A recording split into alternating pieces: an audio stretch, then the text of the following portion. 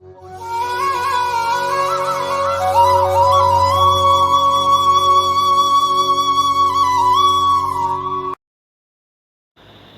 பக்தர்களுக்கு என் அன்பு வணக்கங்கள்.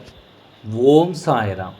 என் அன்பு குழந்தையே, இந்த நிமிடம் இதை கேட்டுக்கொண்டிருக்கும் அதிர்ஷ்டசாலி குழந்தையே, உனக்கான செய்தியைத்தான் இன்று நான் கொண்டு வந்திருக்கின்றேன். உன் மனம் முழுவதும் சந்தோஷம் அடையும்படி நான் ஒரு செய்தியை கொண்டு வந்திருக்கின்றேன். அதை கேட்ட நொடி உன் மனதில் ஒரு நம்பிக்கை பிறக்கப் போகிறது. இருளாக இருந்த உன் வாழ்வில் பேரொளியாய் வெளிச்சமாக உன் வாழ்க்கை பிரகாசமாக மாறப்போகிறது. என் வாழ்க்கையில் துக்கமும் சோகமும் மாறி மாறி விளையாடி வருகிறதே என்று நீ வேதனைப்பட்டு கொண்டிருக்கிறாய் அல்லவா? கவலைப்படாதே. வாழ்க்கையை நிலையானதாக இந்த உலகத்தில் எதுவுமே இல்லை. துக்கம் மகிழ்ச்சி என்று அனைவருக்கும் மாறி மாறித்தான் வரும். இது உனக்கு மட்டுமல்ல, அனைத்து ஜீவராசிகளுக்கும் இது பொருந்தும். அப்படி இருக்கும்போது துக்கம் மட்டும் எப்படி உனக்கு நிரந்தரமாக இருக்கும்? உனக்கு மாறும் காலம் வந்துவிட்டது. இறைவனே, கவலைப்படாதே. நிம்மதி இல்லாமல், சரியான உறக்கம் இல்லாமல் நீ தவிப்பதை உன் சாயப்பா நான் பார்த்து கொண்டு தான் இருக்கின்றேன். உன் வாழ்வை மாற்ற வேண்டும் என்று நானும் ஒரு தீர்மானத்தை எடுத்துவிட்டுத்தான் இருக்கின்றேன்.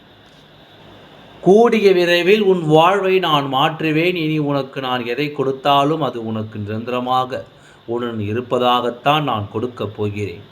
உன் வாழ்க்கையில் நிரந்தர தீவை கொடுத்து உனக்கு நிரந்தரமான நிம்மதியையும் நிரந்தரமான சந்தோஷத்தையும் நிரந்தரமான வாழ்க்கையையும் உனக்கு நான் கொடுக்க நான் ஏற்பாடு செய்திருக்கின்றேன்.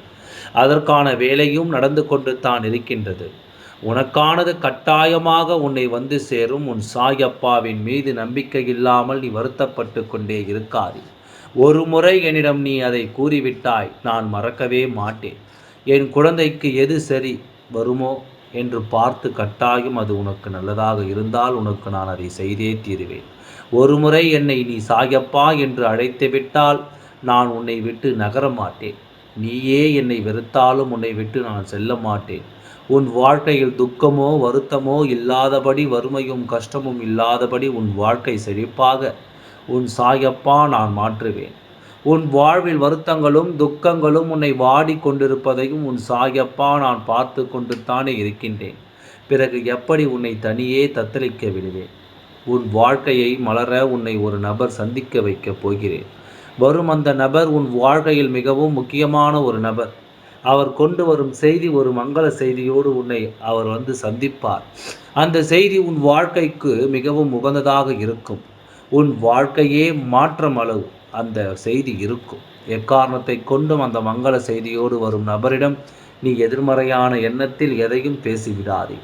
நல்ல முறையில் பேசி நேர்மறையான வார்த்தைகளை அவரிடம் பேசி அவர் கொண்டு வரும் சுப செய்தியை பெற்றுக்கொள். அவர் கொண்டு வரும் அந்த மங்கள செய்தி உன் வாழ்க்கையை சுபிட்சமடைய மாற்றும். வருத்தப்பட்டாலே என்னால் தாங்க முடியாது, நீயோ கண்ணீர் விட்டு என்னிடம் கேட்கும் வேண்டுதலை எப்படி நான் செய்யாமல் வேடிக்கை பார்த்து கொண்டிருப்பேன்?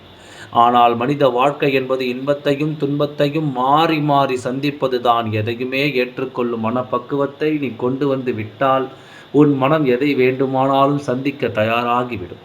அப்படி இருக்கும் பொழுது யாராலும் உன்னை காயப்படுத்த முடியாது. எந்த ஒரு சோதனை வந்தாலும் அதிலிருந்து நீ மீண்டு வந்து விடுவாய். ஓம் சாய்ராம். நன்றி, வணக்கம்.